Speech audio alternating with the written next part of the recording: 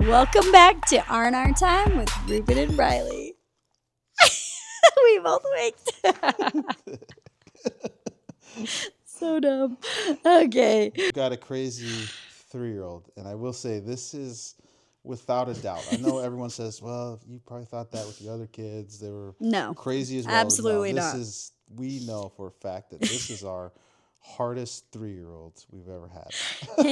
Hands down. She is just bouncing off of walls, doing flips, crazy. Like, I'm surprised we haven't broken a bone yet. She's wild. She is. She doesn't listen to anything we say. We have probably been a little more lax We have, in yeah. parenting. You know, I think that just happens the more kids you have. Our oldest 3 But- children, we had schedules, we had structure, they had bedtimes. This one, yeah. Well, we tried having bedtimes, but she doesn't sleep. Like and you know, I actually saw a video that said toddlers who are struggling to sleep or who wake up in the night a lot, who don't have great nutrition, which she doesn't. She literally lives off of Costco granola bars and applesauce. They have like some needs that are not being met, like sensory input needs, and nutrition needs and things that are getting them awake at night and stuff. And so that could be a factor. But those toddlers are the ones who tend to wake up at night and tend to not nap and all the things. And I think she's one of them. Yeah. Also, she's used to it. And I guess we just haven't cared to try to fix it. Have we perpetuated the problem? Probably. Probably, because she's in our bed every night. So, I don't know. But part of me is also like, man, those 3 older ones grew up so fast that it's okay. Like, and that's where I know I'm more lax, because I'm also like, you know what, she's going to grow up so fast and she's not going to want to sleep in our bed forever. Like, it's just a season. Don't worry about it. But that anyways, might ruin her for her life. she's going to be sleeping with us till she's a was teenager. Usually on Sundays, we have like a structured family night where we try to teach like a spiritual lesson and also share like life skills. So we have a flip chart in our home, which I actually really love. It's like a manners for kids flip chart. But this week's was, and I turn it on Sunday. So then they kind of look at it all throughout the week, and then we talk about it the next Sunday. So this one was, what was it exactly? Oh, let me look really quick.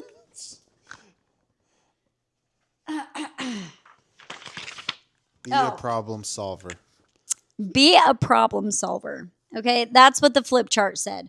So we're talking about problem solving, and on the back of this flip chart for be a problem solver, or for whatever it is, that theme of the week, it gives you ways to practice. So there's role play, there's challenges and things like that. And so we were kind of role playing. And one of the questions, we were asking the girls questions about like, what do you do if you spill a cup of water?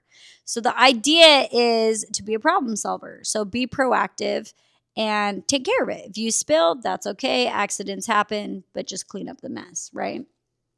So I got to this question on the back, and it was, you and your, it says brother, but I obviously changed it to sister. You and your sister both want to play with the same toy. What should you do?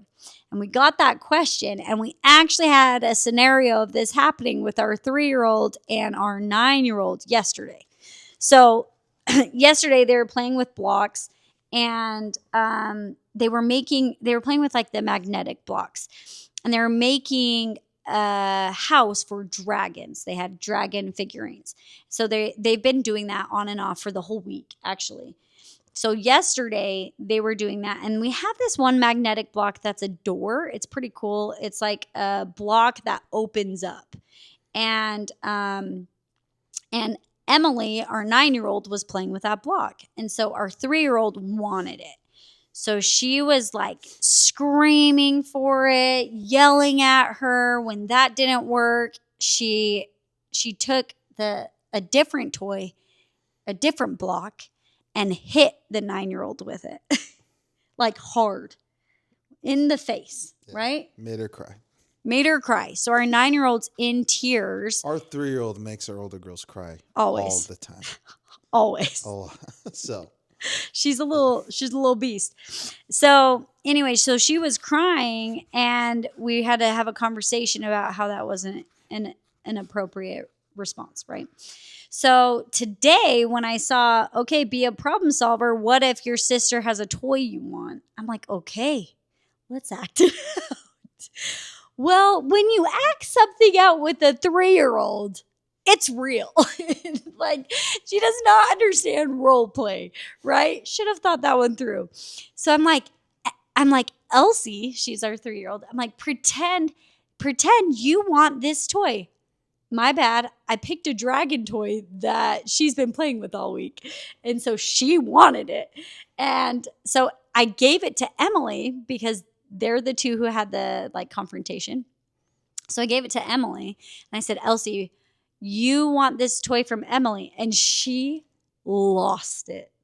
Like, what did she even do? She just freaked out immediately. yeah, that's what she always does. She was yelling. She was like, that's mine. And she was losing control. And Emily, because she knew, my 9-year-old knew it was a role play situation, was busting up. She thought it was hilarious. And that didn't help the situation either because she instantly felt like invalidated. I think Elsie felt invalidated about her wanting this toy. And she's like, why are you mocking me? Why are you laughing? Just give me the toy I want. And so all the girls were laughing because they thought it was hilarious that she was losing control. So then we were trying to get her to understand, like, oh no, you just have to ask nicely. I said, you can have it in 1 minute. In 1 minute, you can have this toy. And so we're like, she still was losing it. She's like, I want it now. And so we're like, I said, do you want to come up with me to the Alexa and set a timer for 1 minute? So that finally calmed her down a little bit. She's like, okay, yeah. So we went to the Alexa and we said, set a timer for 1 minute. And she came right back and she's like, you get a turn and then it's mine. And so she was processing, like, the appropriate time of taking turns. And so we were talking about it, and then the timer rang, and what did she do? She just snatched it out of her hands. Yeah, she didn't even ask for it. She took it. All right, my turn. It was like, ding, ding, ding, mine. Anyways, we're like, no, next time. We gave it back to Emily, and then she was like, what the heck? We're like, no, you say something like, the timer rang, it's my turn now. And so she's like, the timer rang, grabbed it. And I was like, okay, whatever. Like, we're done with this exercise. She kind of got it, right? So she walks away and the girls are just laughing because she was so dramatic about it. She walked away and she goes, ha. And so she still didn't really respond the way we wanted her to. But how much can you really expect a 3-year-old to learn from a lesson? A lot, Ruben, okay? 3-year-olds pick up on a lot. I know they pick up on a lot. They pick up on a lot. And here's the thing. The advantage of our oldest 3 is that they had each other constantly. So we were practicing these in real time, these concepts of sharing in real time all the time because we had 3 and under. Right. With Elsie, she doesn't have to practice this very often because there's a almost 5-year age gap for her. So it's kind of like the first kid, I feel like it's a little harder to teach sharing because they've never had to do it, right? That oldest kid at first. And she's kind of that all over again. There's a book called Birth Order. And when they say there's about a 5-year age gap, it's kind of like a second family. You're kind of starting over a little bit. And so I see that in her development, I feel like, because she doesn't have those other kids to scaffold her learning. And so with that comes a lot of challenges, And so the other thing is because she has older sisters, they usually just give it to her. She'll ask for something or she'll freak out and they see that big reaction. And so they'll just give it to her, which probably is the opposite of what you want to do, right? Because then you're feeding into that behavior. She's getting reinforcement from that behavior because the girls are like, whoa, she's freaking out. Here you go. And so I think that's also perpetuating the problem. Right. And I guess my question is, I know kids learn through experience, right? Our older three learned because they're so close in age, and they learn to share through just growing up, through the experience. Mm-hmm. Whereas Elsie, we had to have like an actual lesson with her, talk to her about it. I mean, that's not as effective as actually going through. Well, I mean, we went through it naturally. Yesterday. You know, we went through it yesterday, and then we're kind of talking about it again to try to help hone into those like skills we're trying to build. But yeah, you're right. Like, it's a little harder to just talk it through. That's why the role play is actually a powerful tool, so she can act it out. Because for her, it was real. You know, the role play wasn't a role play. It was real. She was like, give me the toy. She doesn't get the natural repetition of experiencing that like our older three girls had. Yeah. And I guess all you can do in that case is like expose them to social interactions, right? Where she has like the joy school once a week where she's with her peers and kind of has situations where we go through that, but not as constant. But I guess the other thing is, so I'm saying we had that lesson. She reacted that way. Yeah. But are we surprised? Right? Like she's not gonna learn this. And sometimes we beat ourselves up because we're like, she doesn't listen. We can't teach her anything, you know. But in reality, like, she's just 3 years old and she's growing up different than our older three did. Yeah, true. And we can't also beat ourselves up because she's not able to learn the same way that they learned. True. His responses in regards to me afterwards at the end of the night being like, what do I do with this kid? So, yeah, I guess I need to give myself more grace in that regard too. But so if you have a hard toddler, we're with you, basically. Bottom line, we're with you. You just do your best. You just do your best, and we hope her little attitude of, won't stick around forever. And maybe that's, you know, I know every kid is kind of born with their own personality, and she's kind of just been born fiery, sassy. Like, that's just who Elsie is. She will be a leader. She will be a leader. She will. That girl, she takes initiative. She knows what she wants, and she goes for it, you know? So I guess our role as parents is to help nurture her in a way that doesn't change her, but helps her to use her power for good. Yeah, for good, you know? Use that, like, strong, fierce, confident personality in a good way for humanity. I don't know. And just do our best. Do our best. Okay. What we are going to talk about today is a little bit about our love story. Which we kind of touched on already. Right? We touched on, but there's more. We touched on, I guess we touched on just first the first date. We touched on our first date, but we didn't touch on our love story. And I want to talk about it because, you know, there is a quote. I like quotes, clearly. But there is a quote that says, every love story is beautiful, but ours is my favorite. And I have to say, I live by that mantra because, I don't know if it's a mantra, quote, because our love story is my favorite. I always said our love story should be in a movie, cinematic, our love story. But probably a lot of people feel that way. But I do feel like ours is... I don't think I've ever thought that before. Really? That our love story should be in a movie? I have literally thought about writing a book about it. No way. Ruben. I don't think it was that crazy. You didn't think it was that good? I mean, it was fine. What? We fell in love, but... It is good. All right. I think you're thinking about it in a more dramatic way than I as I do. As I do. How we left off was he serenaded me with the ukulele, which was amazing. So then we kept texting back and forth. We went on another date, and we just wanted to hang out with each other a lot, right? Now, what you may not realize is Ruben has only ever held my hand. No other girls. only ever kissed me. And so I was his first and only real girlfriend. True. Cute. We're cute. So we just really loved hanging out together. And Ruben, so listen, this is how we started texting each other. And we kind of got into deep conversations quick, which we already touched on how talking is part of my love language, right? Which is interesting to know because Ruben's not much of a talker. But we dove into deep conversations early on in our relationship. Oh, never mind. What? What were you going to say? I was saying unless you're a pretty girl. Oh. But then that doesn't explain why I don't talk now. I'm just kidding. I still think you're gorgeous, okay?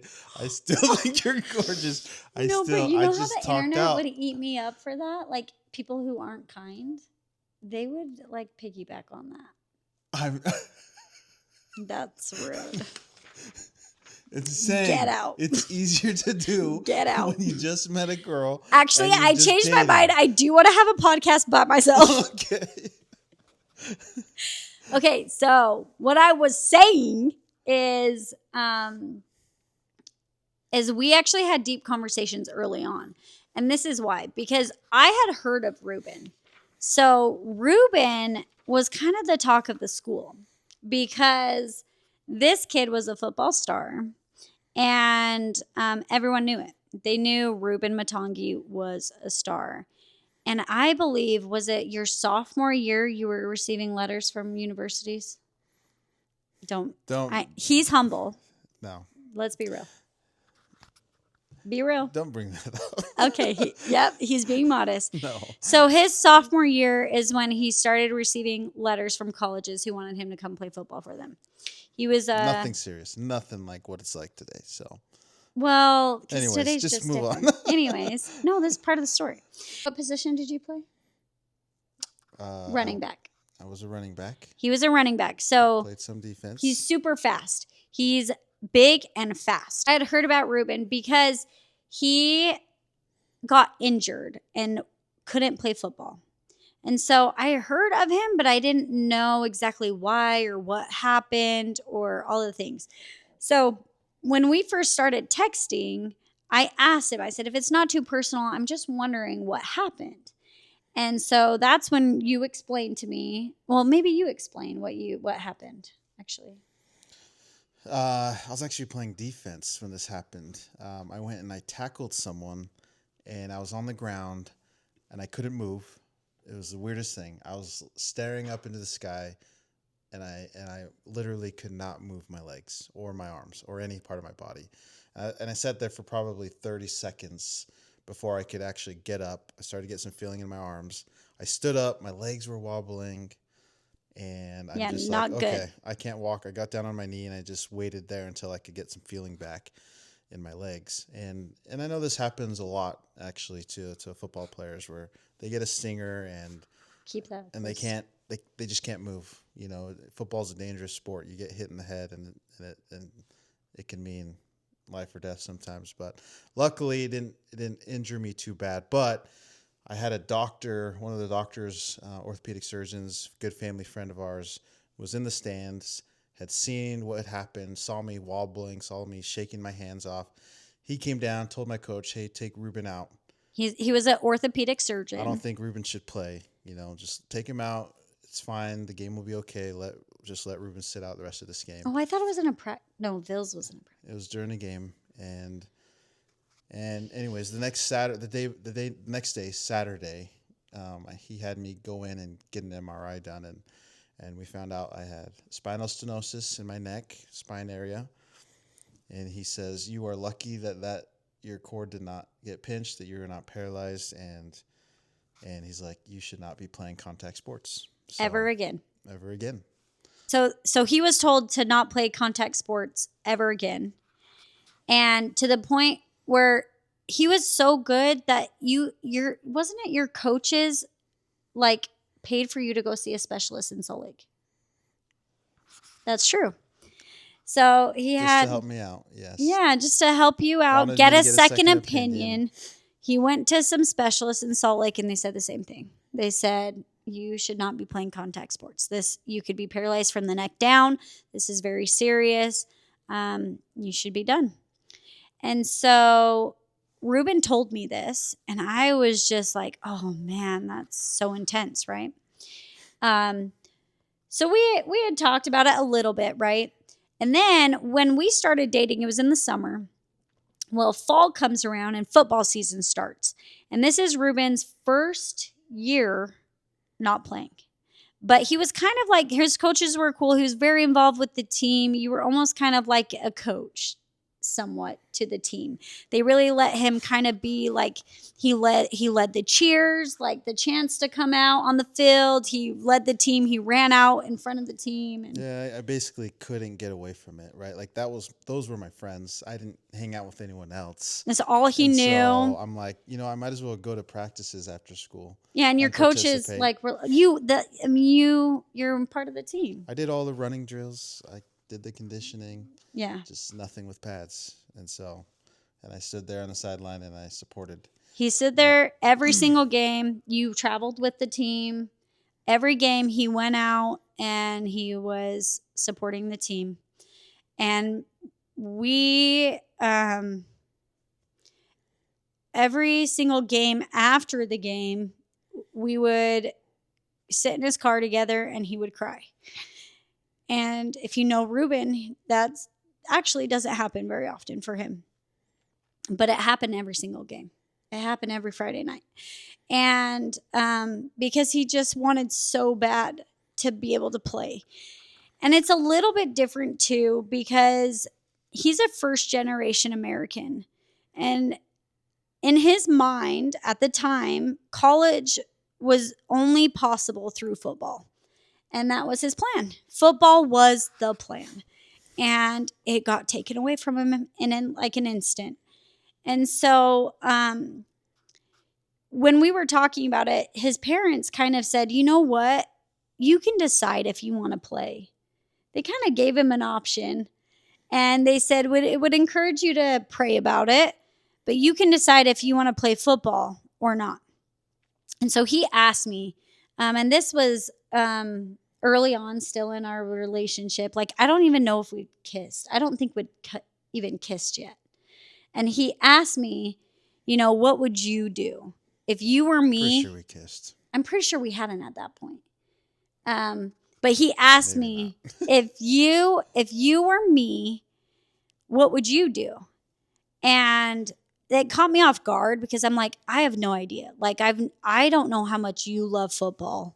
And I don't know what I would do if I were in your position. But I got emotional talking to him. And we hadn't kissed because it was still kind of early on in our relationship, probably before the football season started, actually. It was before the football season started. And you asked me that question and I got emotional, which I'm an emotional person, but it caught me off guard that I got emotional because I didn't know him that well. And I got emotional and I said, you know what? Like, potentially not being able to run and play with my kids for 4 years of football isn't worth it.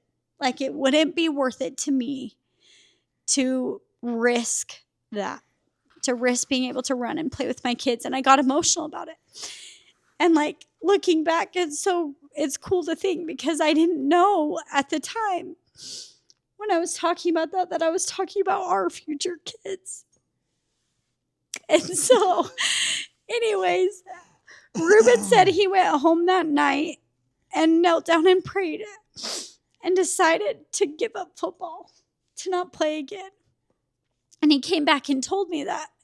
And I almost felt bad. Like, did I say the wrong thing? Did I like persuade him to give up something he loves so much? But like, we didn't know. We were just young kids.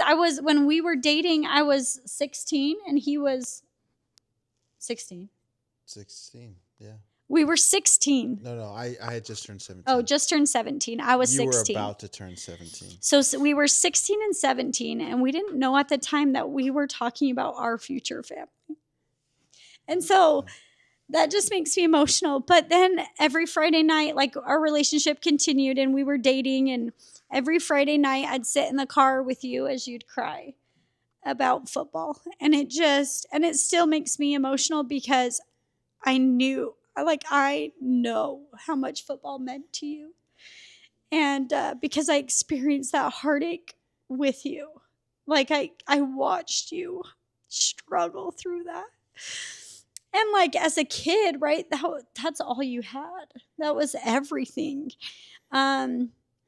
Cool part of the story is Ruben ended up still getting a full ride to college. He got a diversity scholarship for being a first generation American. He wrote an essay, and it was a leadership scholarship. And he is a leader. He does a lot of good things, and he ended up being like the Polynesian Student Union president at Utah State University, and you did a lot of cool stuff. And now with your job, you manage a lot of facilities and people. He's a boss for a lot of employees, and he is a leader. And it's been cool to see that shift in you because I feel like we grew up together. We really grew up together. Well, I mean, it was a weird shift because literally, and I think part of the reason why I cried every game is one, I was jealous I didn't get to play. I love playing football. It was fun. I was jealous I couldn't be out there. But also, it was like, I don't know what else I'm gonna do. Yeah, like what's your calling in life? Like I'm 17 years old. Like college is right around the corner. Thinking back on it now, I'm like, man, why did I care so much? But then I also look back and I think, of course I cared. Of course, that much. Of course I cared that much. It's all I knew. It's all I thought about. It's the only path I knew of. You were so passionate about it. You gave so much time and years. Like think about our girls who play competitive soccer, playing as much as they've already given into it, right? And then getting that taken away like that. Like when they thought they were going to go to college for doing that. Like that's the only path. Right. That like, I'm not saying they have that kind of pressure. That's a whole different conversation of sports and kids, but like understandably so, your world was rocked. Right.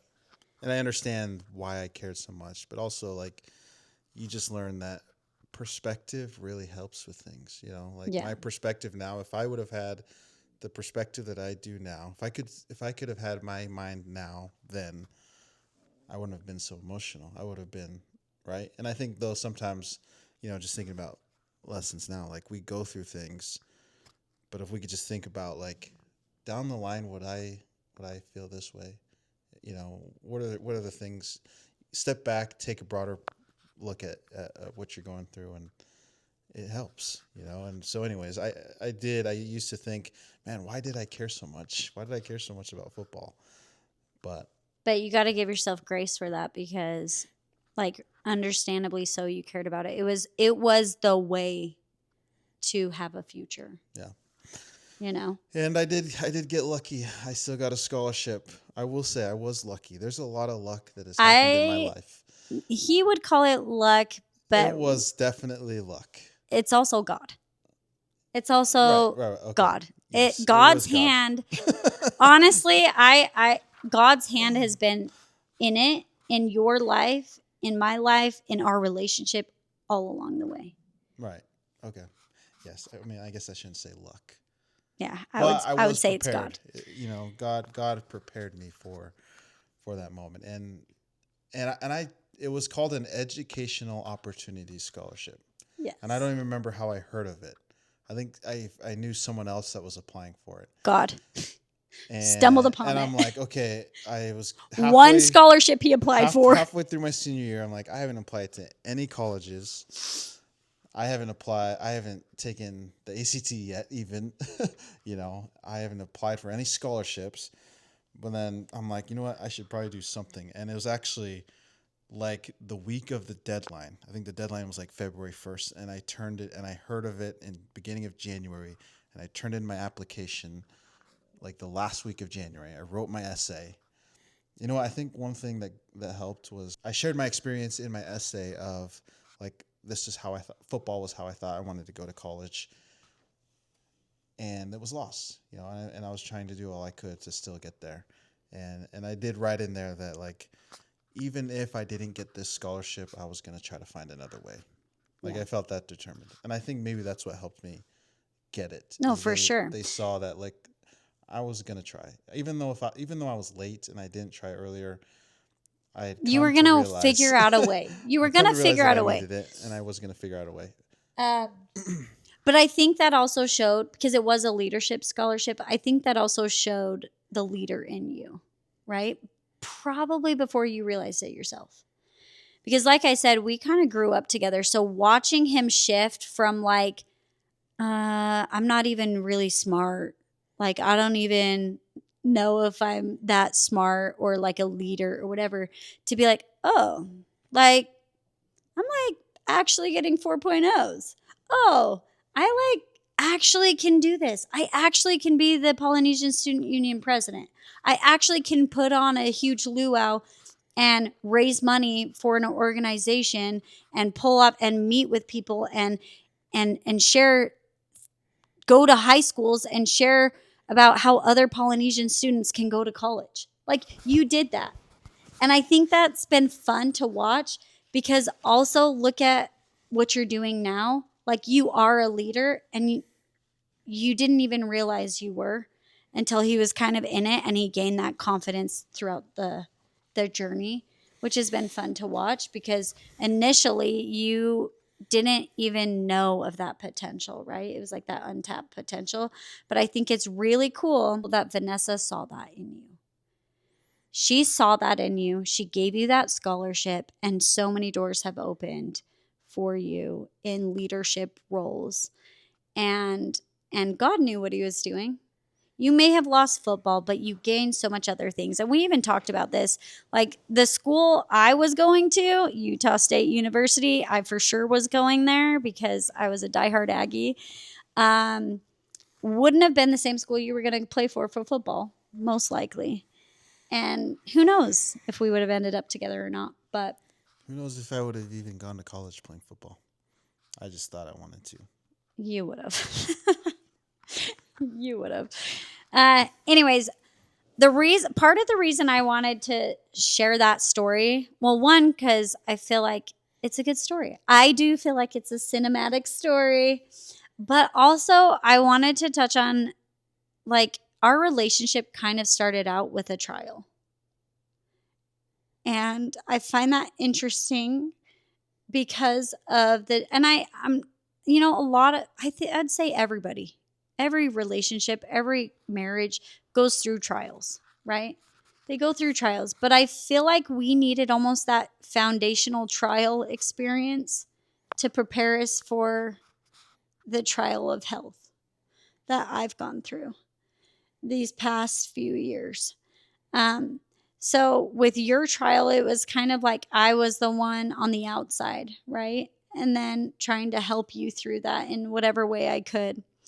And then with all of my health issues, I feel like the roles have kind of been switched a little bit. Then I went through some debilitating health issues that also, kind of, trials are interesting, I feel like, because you picture your life a certain way, and when it's not going that way, it really can shake you, right? Like, I didn't plan on getting so sick that I couldn't parent, you know? I didn't plan on getting so sick that I couldn't just go out on dates with you. Like, I couldn't really leave my house. I didn't plan on getting so sick that I didn't know if we could have more kids.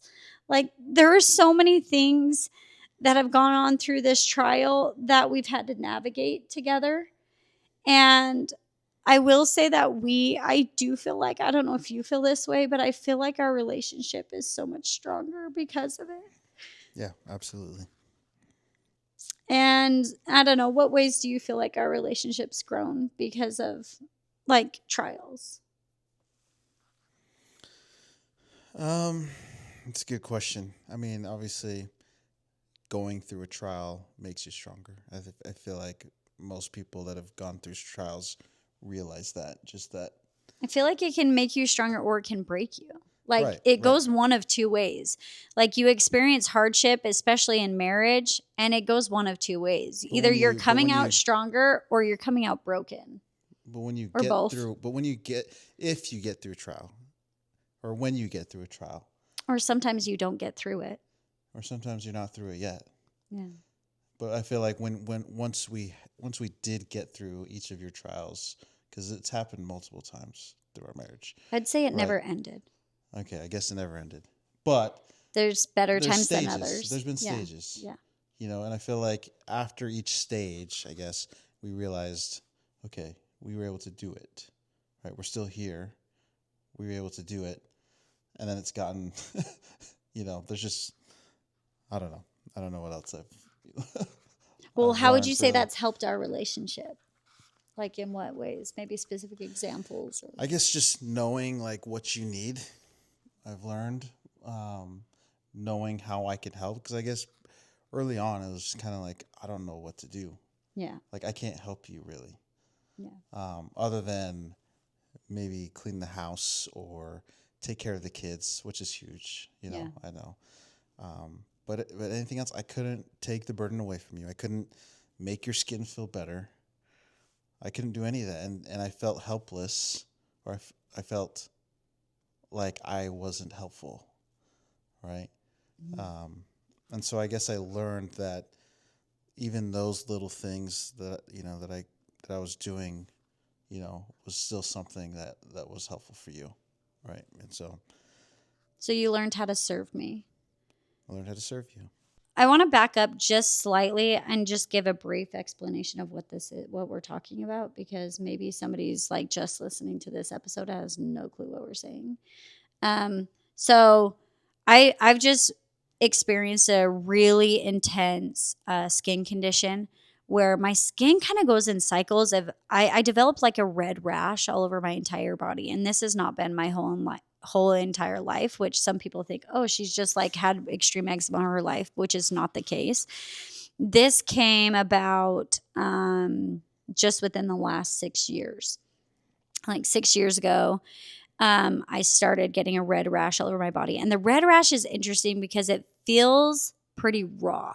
It's almost like when you get burned, like you get burned and even air hurts. That's how the rash feels, or like sweat hurts, burns, itches.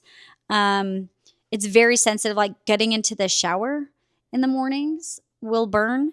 Anything is super sensitive and just feels raw. And then my skin goes through another cycle. So it'll be like really red rashy for a week. And then the following week, it crusts over. I get so dry that when I extended my arms, it would crack open. If I turn my neck, sometimes my neck would crack open and bleed. I always like kind of joke that I'm like the Tin Man. I always need oil to like keep me. I have to have grease and oil and ointment um, to keep me from cracking. So then it would crack and it would shed like crazy shedding. I would just rub my face and it just skin all over the place. And that phase isn't super comfortable either because I'm so dry. It's painful. But it hurts a little less than the red part. Anyway, so my skin had been doing it's been doing it on and off for the last 6 years. And when I say off, I mean with the help of medicine. It's never actually gone away completely. So that's kind of what we've been dealing with. It got so bad in the beginning stages that I couldn't get out of bed. And so we even had somebody coming in, picking up our kids when he went to work, taking care of them the whole time he was gone. And then they'd bring him home when he came back home. And I lived in my bed. And I did that for a few months. So it's really like rocked our world a little bit. It was hard on our relationship at first, especially. And I wouldn't say like you were resentful towards me or I was resentful towards you necessarily. It just was hard. Like I was just mad at my situation, and we didn't know how to fix it. Doctors didn't know I'm like a medical anomaly, and they didn't know what to do with me or how to help me. And there was just unanswered questions with little to no relief. And it was pretty debilitating. And I had 3 daughters at the time when it started, ages 4 and under, when it started. Yeah. So they needed very much attention. But there's been a lot of cool things that's come out of this. Right now I want to focus on our relationship. Another time we'll focus on our kids. But on with that and our relationship, I What will. did you learn?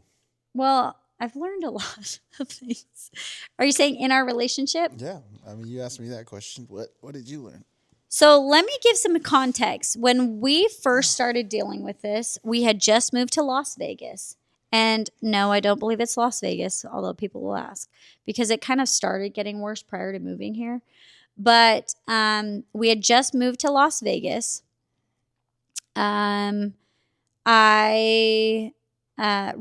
was opening up a facility here. So he was a healthcare administrator and was opening up a brand new building, which meant he had to hire all the staff, figure out all the logistics of the building, and all the things. Like, it was a lot of work. And that was in 2018, 2019. 2019. 2019. Okay. Healthcare. He's in healthcare. Then 2020, COVID, right? So Ruben is dealing with all of that. He is the boss of a healthcare facility where people are dying. In your facility, people are getting COVID and dying. And you have to manage telling families that their loved one just passed away, who they could not come visit because of regulations. And that was heavy for you. Now, mind you, Ruben doesn't talk. We've established that.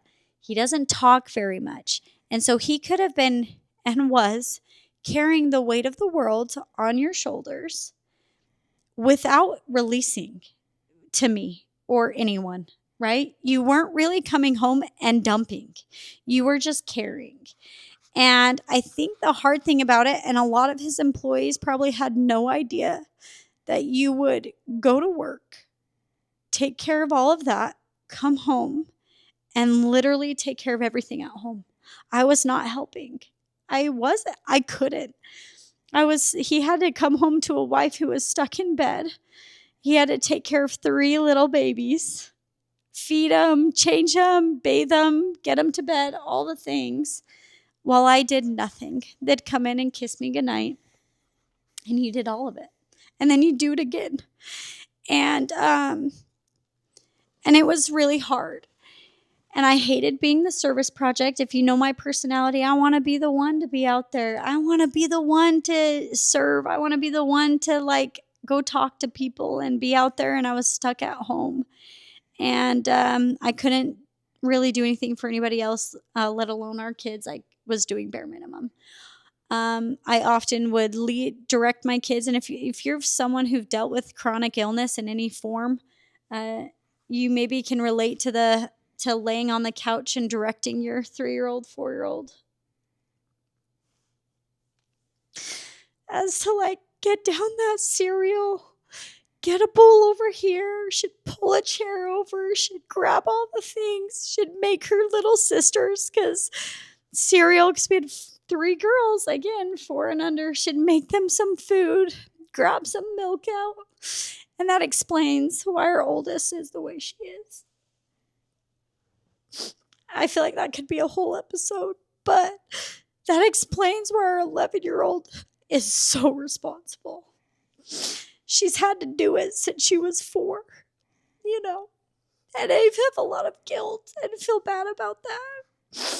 But I'd say in regards to our relationship, like, I have so much love for Ruben because I watched him just do it. And I will say it's been interesting because I don't think you can normally do that for that duration of time without God. I truly don't. I feel like the strength I lost God gave him. And he was somehow able to do it all.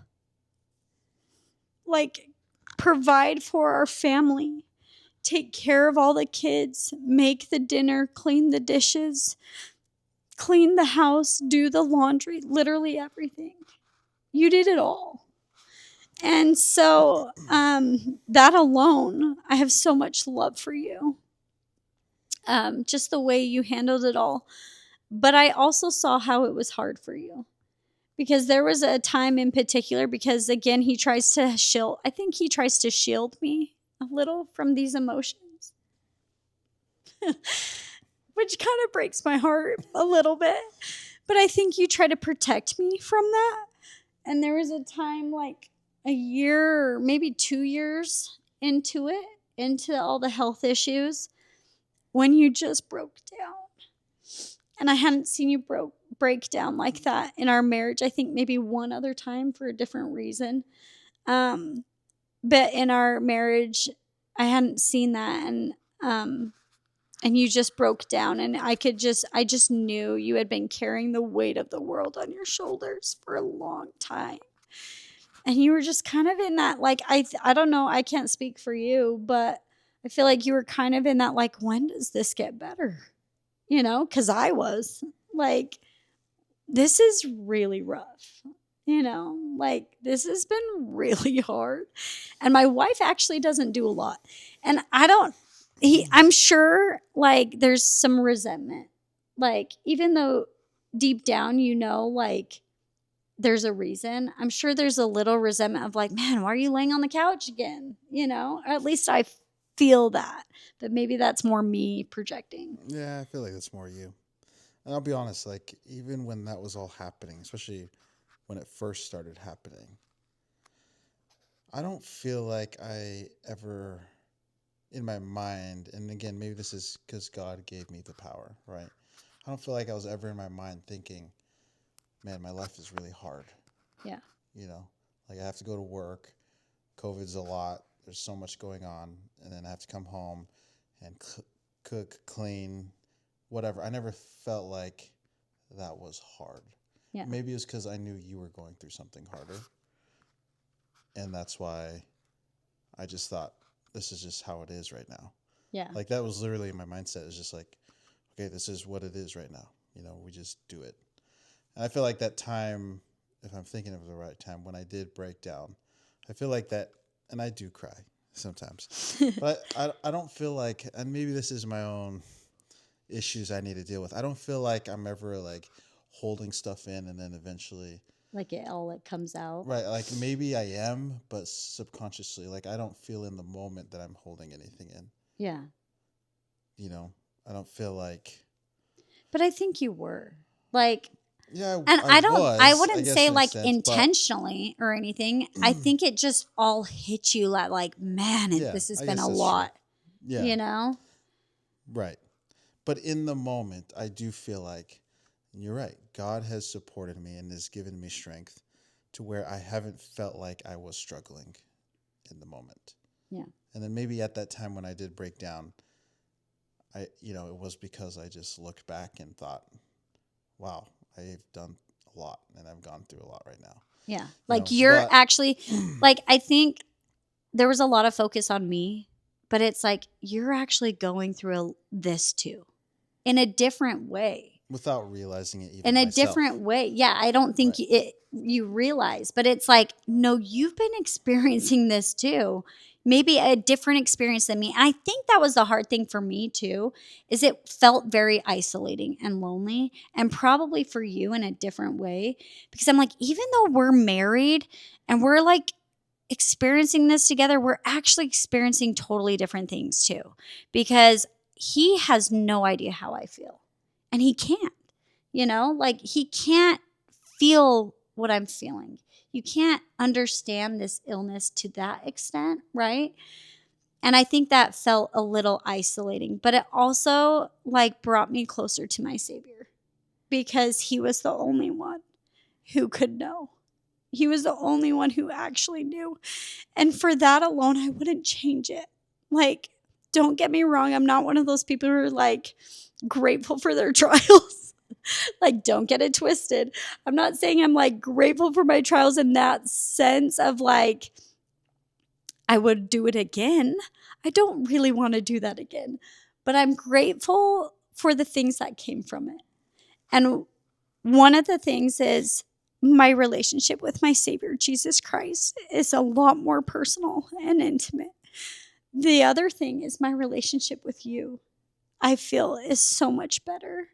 And I wouldn't say it was bad or anything before, but it's deeper. There's a level of deepness to this marriage, right? We're like, I've we've seen you at worse than anyone worst will ever see you. worst case scenario. And you've seen not me at my not worst case worse than scenario. anyone else I don't will want ever to see jinx me. it. It could get worse. but we've seen each other and chose each other in sickness and health, right? Like my beauty was taken away. My all the things. She's crying. She just woke up. That ends this podcast. These kids, real Just take her life. back and lay down by her. Come here, baby. We have our toddler here, so we're going to wrap it up. But I just wanted to say also, like, it's been interesting to see, like, roles shift with chronic health, with chronic illness. Certain things I would do that now you do or that you had to take care of. And one of the shifts I've quite enjoyed is Ruben's the dishwasher, which I enjoy because he does it often because a lot of water dries up my skin. It still hurts. It's still sensitive. So he usually is the one who washes the dishes. I don't wash the dishes actually very often. And I have enjoyed that role shift a little bit. But I And feel it's not like bad. As long as she puts away the dishes. yeah. I don't like emptying the dishwasher. I Yeah, don't which like is so putting them funny. away. My sister's like that. Tell us in the comments what you prefer. I don't mind putting away the dishes at all, and he doesn't mind washing them, so it works out. And my sister's that way. She likes to wash them, but she doesn't like to put them away. Which I think putting them away is so easy. Like I don't. They have a place. Like it's really easy. You know where they go. I know where they go, but Why do you hate it's it? easier to wash. You get to stand in one spot and just put them in the dishwasher. I like to move around. I don't know. I don't like to wash them because it's nasty, especially if they've been sitting there for like a day. Whoa. So gross. Not my favorite job. But I feel like something that has come out from all of this is I do feel like the cooperative companionship in jobs, in household chores is like we're pretty good at it. Not to say our house is always clean, but you know what I'm saying? Like I feel like we help each other out very equally, right? Like you take out the garbages on garbage day. I, do the laundry in the week. Like there's just things I feel like we naturally help each other out with. I also feel like when you start washing dishes, like I'm more apt to pick up all the little things, I feel like we work together really well. And it's never like, oh, that's your job, that's my job necessarily. But I would agree with that. I feel like we're more collaborative since dealing with chronic illness. Maybe just because like you've done a lot. So then I feel like, well, I want to help you and vice versa. Like maybe when I was sick, you helped me a lot. So now you just naturally do those things more. Yeah. You know that quote? Here, I'm on a roll with the quotes tonight. Choose your love and love your choice. I feel like we've been tested. I feel like our marriage has been tested. The hard trials have come and gone, and like we're still standing. We're still doing this together. And we've had our challenges. Like it's been not easy, and we continue to choose each other. And I feel like that says a lot about our relationship and like our future. Because chronic health is not easy, and it may be here for the long run. Like we don't know. Yeah. And I feel like that's a little daunting, but I feel confident in us. And that means a lot. Yeah. I will say I've never had any question. I I'm like, honestly, did, with what did you question you wanting to be married to me? I never no no questioned it. no. I've never questioned wanting to be married to you. I have questioned, and maybe others can relate. I have questioned you wanting to be married to me, and the only reason why is, man, I've looked real rough. For one, I have looked so bad with this health issue. You know, I've lost my eyebrows, my hairline's receded, I'm scaly, I'm nasty. Like, it's not pretty. It is very rough. Um, and not only that is when you feel crappy, you're not the nicest person sometimes. Maybe some people are, but you're not. That's that when you feel so sucky, it you see everything comes out. You're rude. I'm rude. True that. True. I'm not the nicest Just kidding. person, and you You weren't know, bad. I feel well, I have been, and I feel like it, you know, I'm so uncomfortable that like just existing is hard, you know? Like I felt trapped in my own body. Like I just wanted to tear myself apart. And that kind of anxiety and tenseness has been really hard. And you've seen all the parts of me. I went through depression. I had panic attacks, like all the things. You've seen all of it. And so, in that sense, I wouldn't blame you if you didn't want to be with me anymore. Like that's how I felt. You know, I didn't question you. I questioned you wanting to be with me and with how dark and hard and ugly it got, you know? And that's why I feel so grateful and confident in our marriage and in our relationship because we have the wolves truly came and went and we come out still together. Like we're in it together and we do all of it together, you know, the bad and the good. And um and that's why they have you do vows, you know, about do you take this person in sickness and in health? And and I believe you are committed to that and I am as well and so I'm grateful for that. I love you. One day I might be changing your bum. Oh my I will gosh. do it. But all right, that's it for this first big launch episode. We have more coming, so stick around. Bye.